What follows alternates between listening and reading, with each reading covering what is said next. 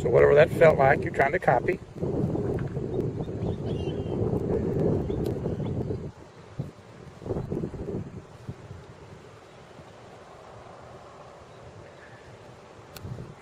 Yeah. I don't know whether to ask you which one did you make or which one did you hit the furthest. I heard the first one. Go ahead. Which one you hit the hardest? The last one. That's correct. That's correct. Feel it, and then what you will find yourself doing. It's kind of like shooting free throws. Okay. You know, as soon as it leaves your fingertips, it's a swish. That's correct. You also know when it's going to hit the front rim. It's because of your memory. Now you knew. Did that one feel lighter? Yeah, I cut it Slightly. across. Because you're focusing on the feeling. I want you to feel these putts before you see these putts.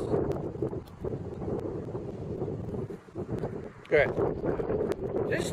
Just include that now as you go forward and build your thing. But make that, and even on the shorter putts, you'll hear people listen for it to go in the cup.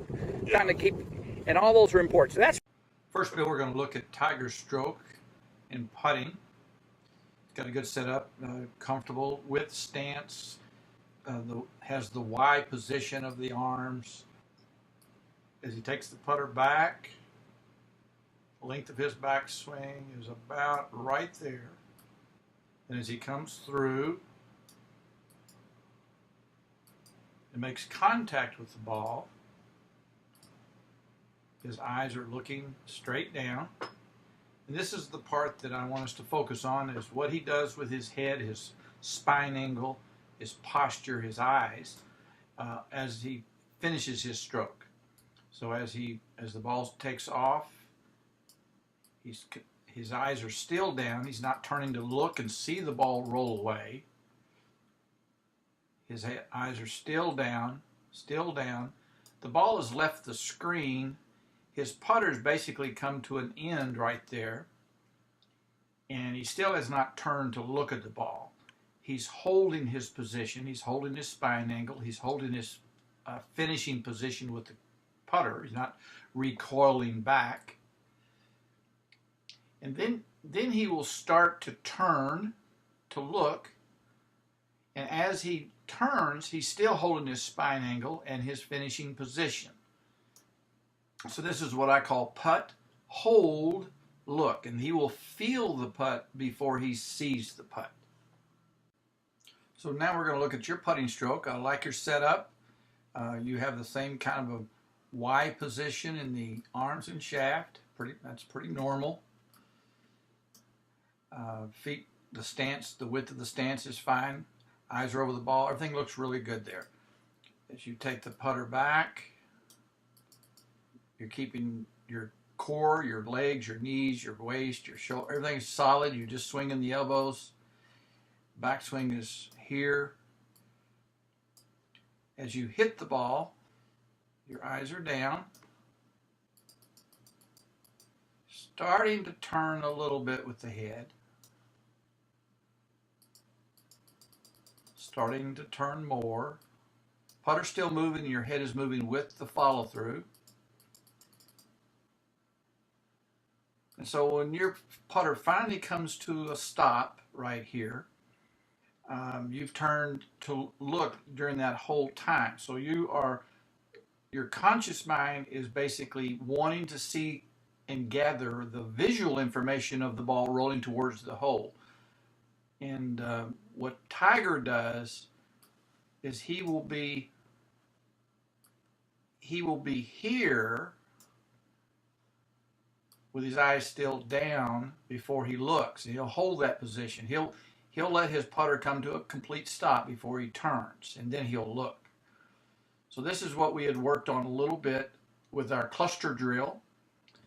And so we're going to take a look at that next. All right, now this is a stroke at the end of a putting session. We had done the 3-ball cluster drill where you didn't look at all. It was just putt and hold and never look. And then after that, we hit a series of 3 putts where you implemented the change. You're going to putt, you're going to hold for a moment or two, and then you'll look. Let's look at the first one at full speed. Feel it,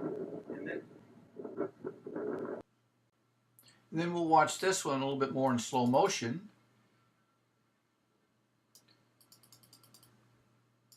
So as you make contact at this moment, your eyes are down. Your eyes are still down. Your eyes are still down. Your putter has come to a complete stop and you have not turned to look yet, which is just exactly what Tiger was doing.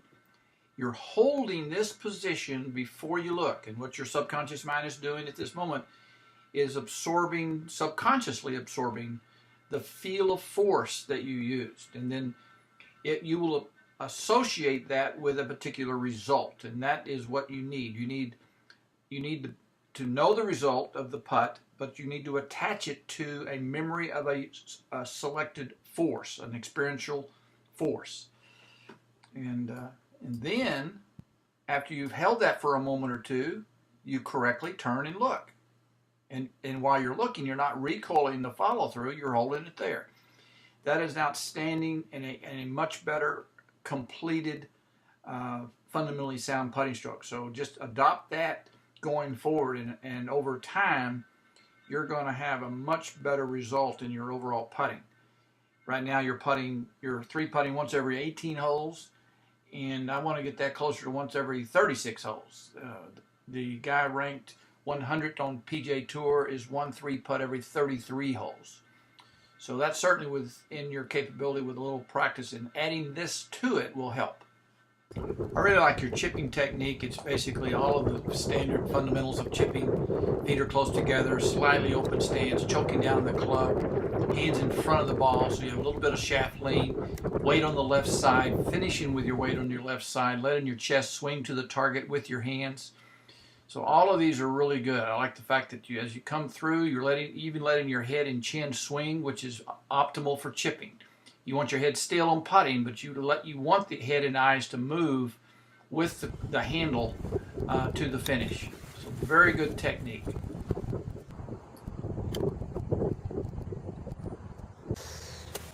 I just call it the drop shot because I just feel like I'm dropping the club back. Uh-huh.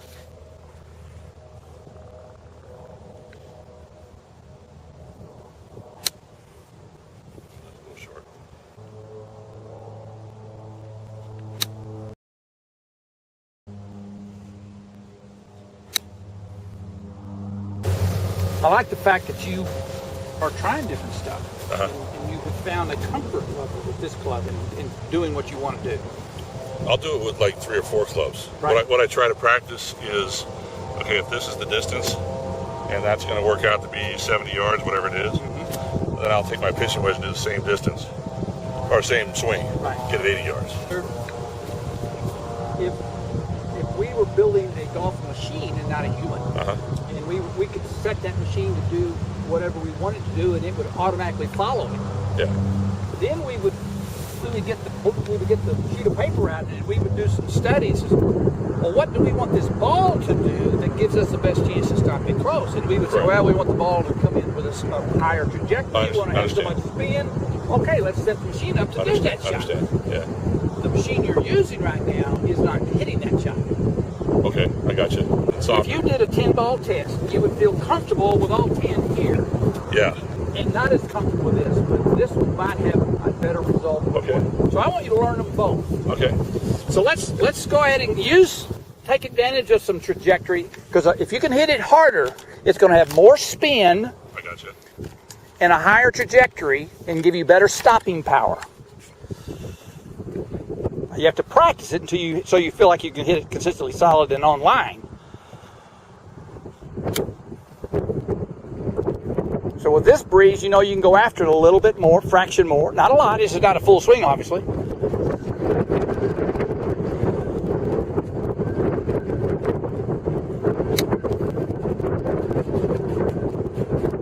Okay, good. So just a little bit more.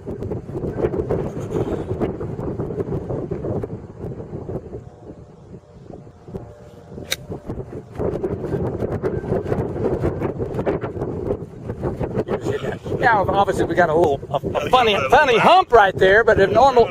But this is most greens. If you had this shot to most greens, this is going to be the better shot.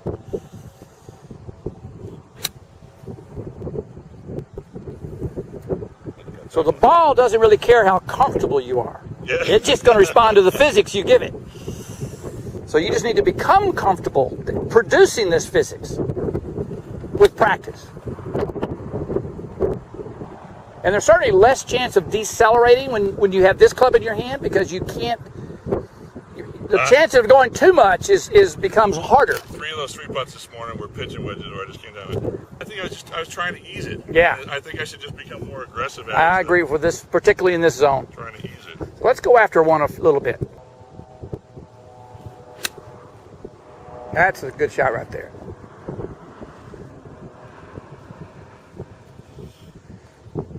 So you need to practice this shot enough that you own it and that you prefer it over the other club because you've had too much success with your practice.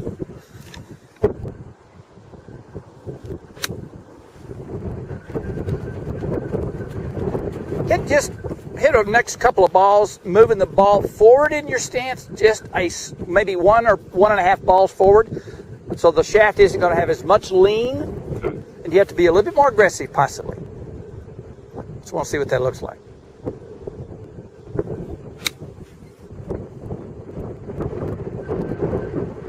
Good. That'll obviously hit it a little higher. Yep. And it also, you're hitting the ground with the bounce more than the leading edge as much. Okay. Which gives you more room for error. You'll have a slipperier feel through the ball.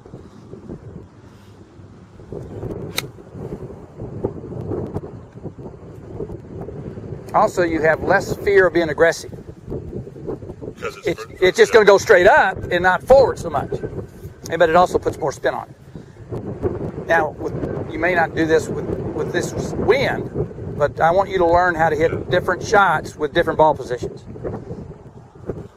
I want you to have a whole bag of tricks to use. There's no question. I can even give you a test right now between these two clubs, and this club's going to win the test. From here. Especially from here. With the bunker the way it is. Exactly. You got to clear a bunch of stuff and then have it stop quickly. Right. Now, you're right. If it was a shorter pin with a pretty benign front, you could bounce it on with the other club.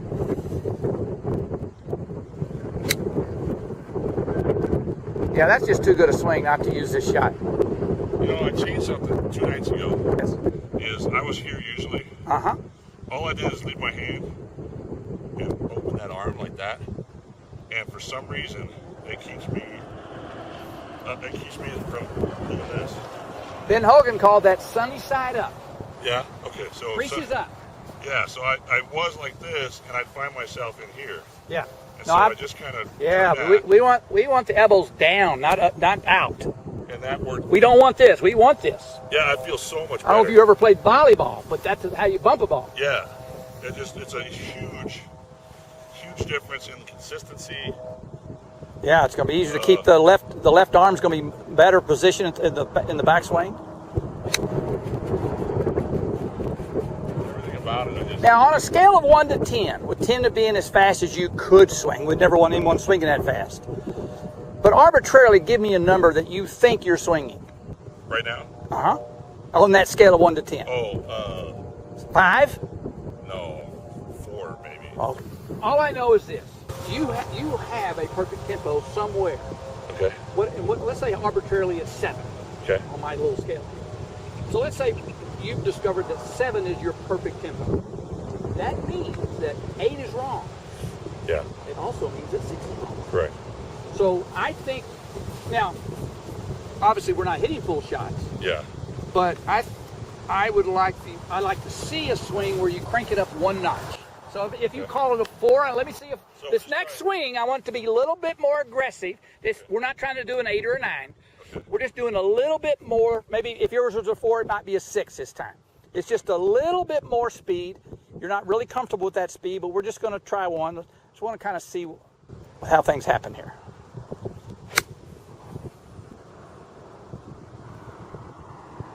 Good. I'm comfortable with that. For this shot, that may be your tempo. a little bit more. Yeah. And it might keep me going through the ball instead of doing my little decel.